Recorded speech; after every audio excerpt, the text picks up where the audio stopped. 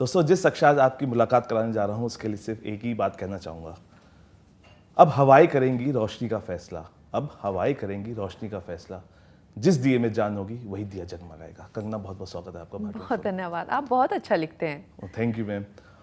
जिस तरीके से मैंने बोला, अब हवाएं करेंगी रोशनी का फैसला, जिस दिए में जान होगी वही दिया जगमगाएगा, कैसे देखते हैं आप इसको?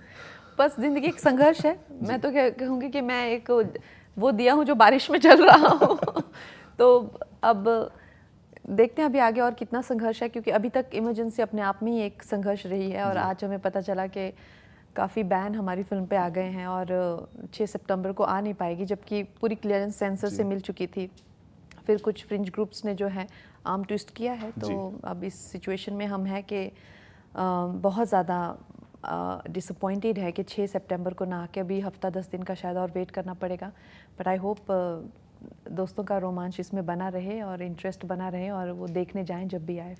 अच्छा कंगना, क्योंकि 6 तारीख डिसाइडेड डेट है रिलीज़ का, क्या इसमें कोई डिले अभी हो सकता है या हम 6 तारीख को ही इस फिल्म को देख पाएंगे थिएटर्स में? नहीं, थोड़ा डिले है अभी इसमें, हफ्ता 10 दिन का डिले है। We will have to move to the court, क्योंकि अब वही फैसला करेंगे। अब एक जो अगर ये फिल्म हमने बनाई होती, खुद से बनाई होती, तो हम उसे चेंज भी कर सकते थे, लेकिन एक इतिहास है ये देश का।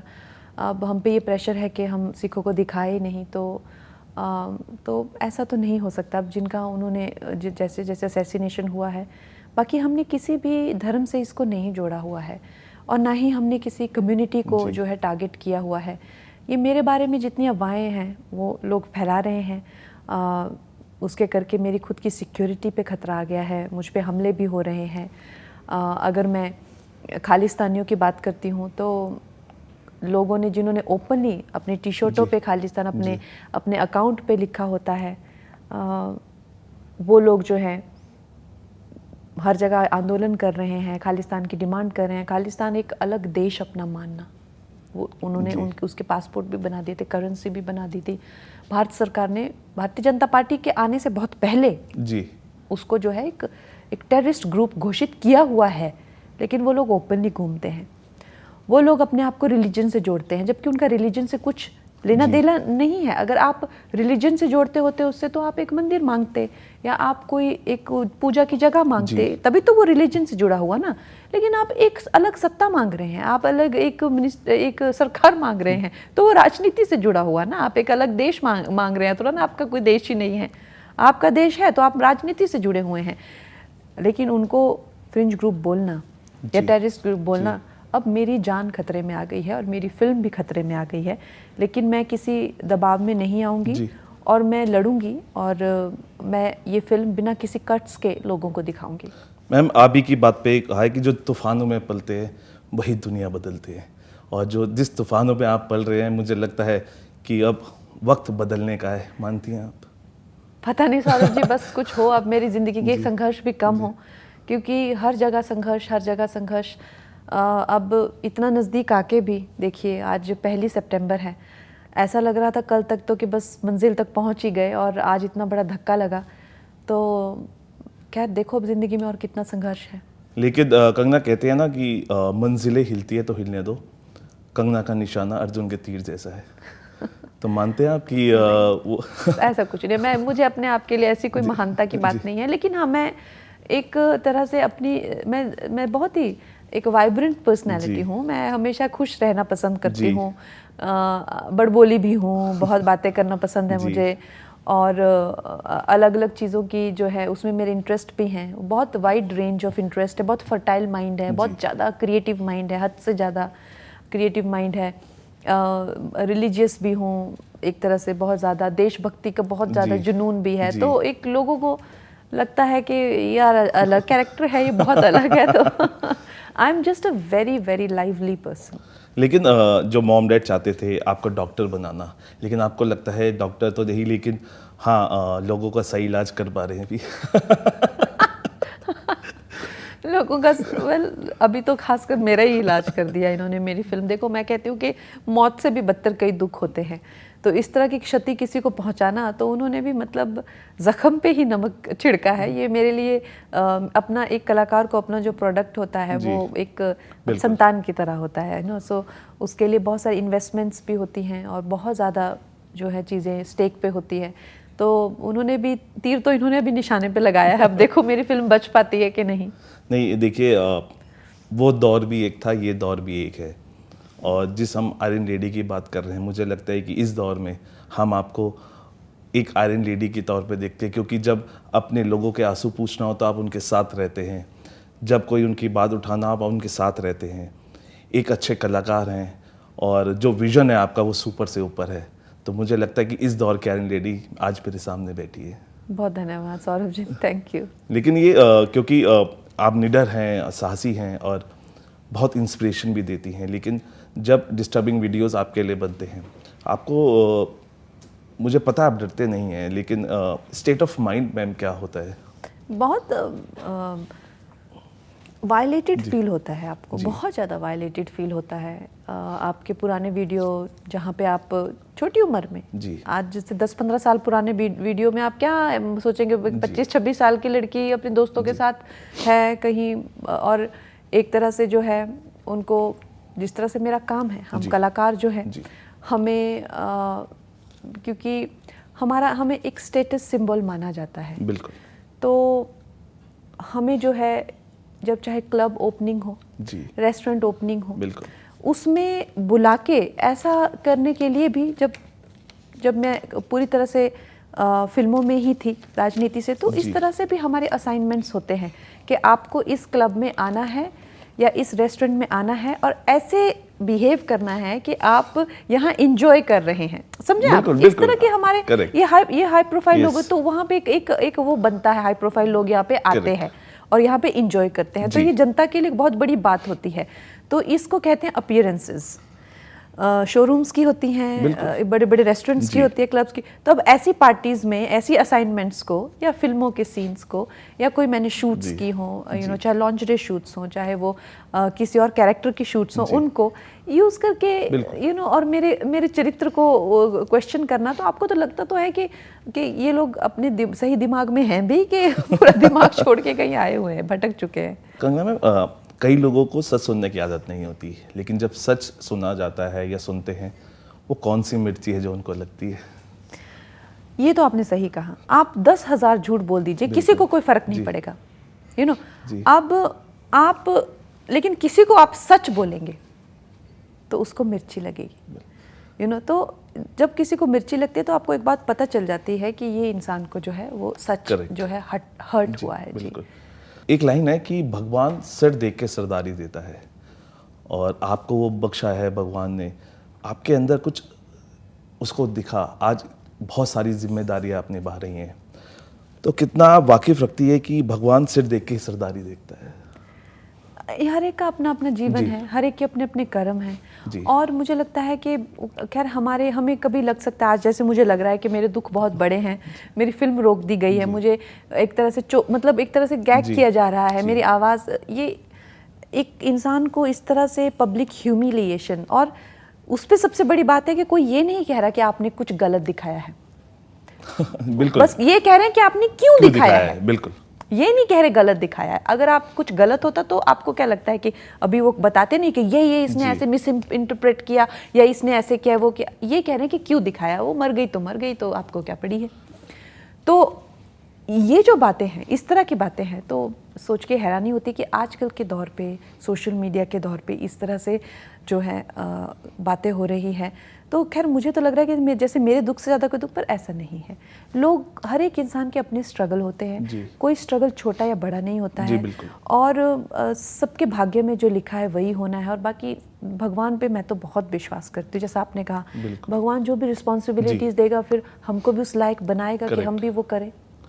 कंगना, आपको लगता है कि जेन एक्स जो है, जो हमारी जनरेशन है, या अभी हम जिनको देख रहे हैं, उनसे बहुत सारी चीज़ें जो इतिहास से वंचित है, लेकिन जब हम दिखाने की कोशिश करते हैं, उन्हें समझाने की कोशिश करते हैं, उनको बताने की कोशिश करते हैं, उसमें हम कई बार हाथ पीछे खींच लेते हैं। जब लेकिन वो सच्चाई के साथ जब हम आगे आते हैं, तो वो डर किस बात का है जो लोगों में पैदा होता है? देखिए, डर यही, देखिए अब आज जो मेरा हश्र हो रहा है वो देख के लोग डर तो जाएंगे ना। अब फिल्मों वाले भी डर जाएंगे, और आज तक कभी कोई फिल्म नहीं बनी या बनी भी हैं तो बहुत छोटे किरदार निभाए हैं, सिर्फ डिसीजन मेकर के तौर पे इंदिरा गांधी को दिखाया गया। तो ये करके, और आज जो कांग्रेस ने और बाकी पार्टियों ने सब ने गुटबाजी करके इसको एक मुद्दा बना दिया है और रिलीजन से भी जोड़ रहे हैं, फार्मर्स से भी जोड़ रहे हैं, ना जाने जिससे जुड़ सकता है उससे जोड़ रहे हैं, मुझे साइको भी बोल रहे हैं, पागल भी बोल रहे हैं। अभी उनके दामाद ने कहा कि उसको तो पार्लियामेंट से ही निकाल दो, हाँ कुछ भी बोल रहे हैं।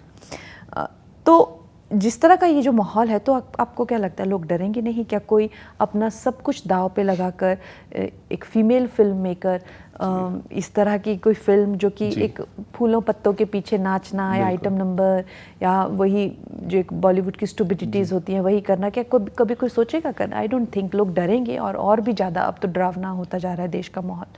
अच्छा कंगना, क्योंकि एक सच्चाई के साथ हम फिल्म बनाते हैं, मेहनत बहुत होती है लोगों की।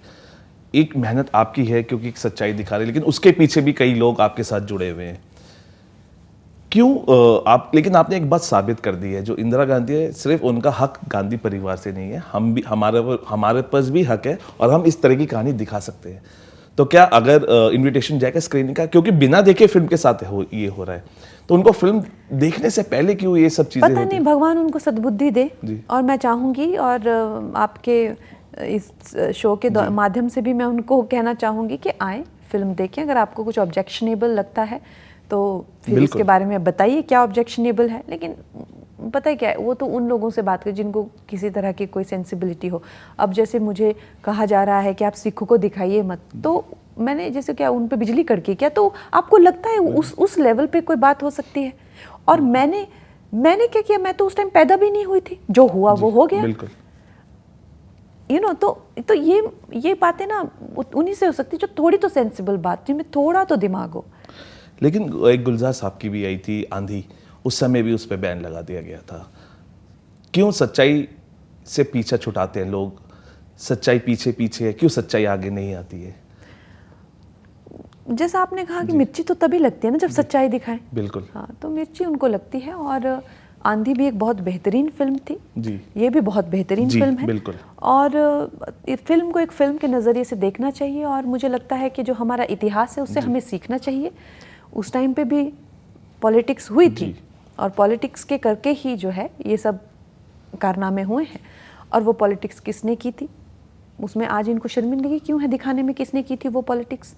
तो खैर, हमारा तो यही कहना है कि हम तो पैदा भी नहीं हुए थे भाई उस दिन। हमें जो मिल रहा है और हम आपको पूरे सबूत दे रहे हैं कहाँ क्या मिल रहा है, कहाँ से हमारी क्या रेफरेंस है, पर फिर भी जो है अब क्या बोल सकते हैं। लेकिन ये सब सिनेरियो देख के मुझे विवेकानंद जी की एक बात याद आती है कि अगर आप जिस बात पे चल रहे हो उसमें समस्या ना आए तो समझना वो गलत है, और अगर समस्या आ जाए तो समझना आप सही बात पे चल रहे हैं।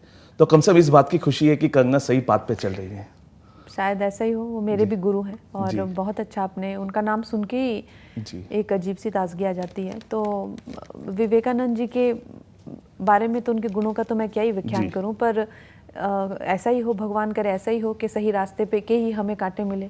ऐसा ना हो राह भी गलत थी और कांटे भी बहुत ज़्यादा थे। नहीं कंगना, लेकिन जो धमकी भरे वीडियोस हमने भी देखे, हमको भी अच्छे नहीं लगते हैं।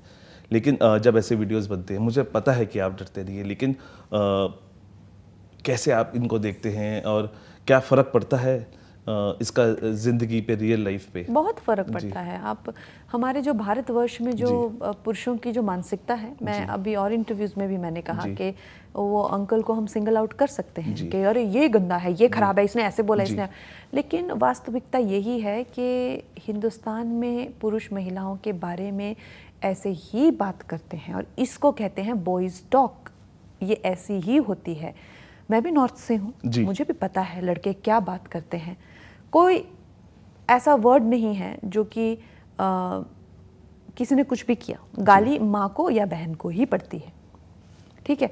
तो आप उस अंकल को सिंगल आउट करने का फ़ायदा नहीं है।